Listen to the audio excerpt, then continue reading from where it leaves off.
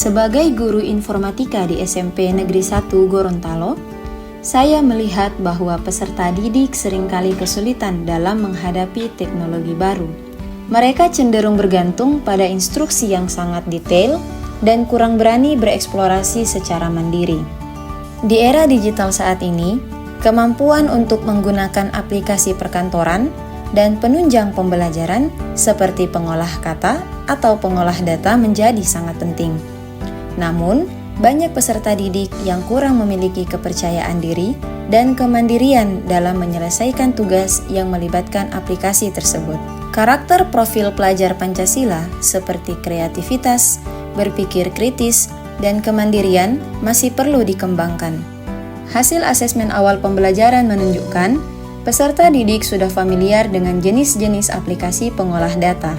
Namun, sebagian besar dari mereka belum pernah menggunakan fitur-fitur penting untuk mengolah data, seperti menginput data, membuat dan memodifikasi tabel, mengatur jenis dan ukuran huruf, serta menggunakan rumus yang dapat memudahkan pekerjaan.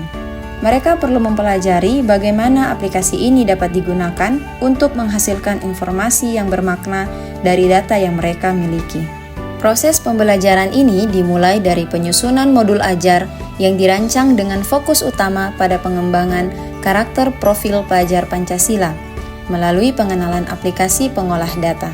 Saya memutuskan untuk menggunakan model pembelajaran inquiry karena model ini memungkinkan peserta didik untuk secara aktif mencari solusi atas masalah yang mereka temukan sendiri.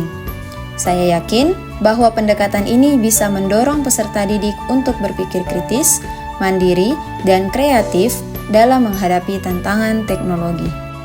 Saya memulai proses pembelajaran di dalam kelas dengan memberikan beberapa skenario atau permasalahan yang dekat dengan kehidupan sehari-hari mereka, seperti data kehadiran teman kelas atau pengeluaran uang jajan dalam satu pekan. Peserta didik kemudian memilih masalah yang ingin mereka selesaikan, merumuskannya sendiri, dan mulai mengeksplorasi aplikasi untuk menemukan cara terbaik mengolah data tersebut. Alasan pembelajaran ini tidak dilakukan secara berkelompok adalah agar setiap peserta didik memiliki kesempatan untuk mengeksplorasi bagian dan fitur yang ada dalam aplikasi secara individu. Dengan bekerja secara mandiri, peserta didik dapat belajar lebih dalam tentang bagaimana memanfaatkan aplikasi untuk berbagai keperluan. Setelah menyelesaikan tugas mereka, peserta didik diminta untuk melakukan refleksi menggunakan teknik 3-2-1.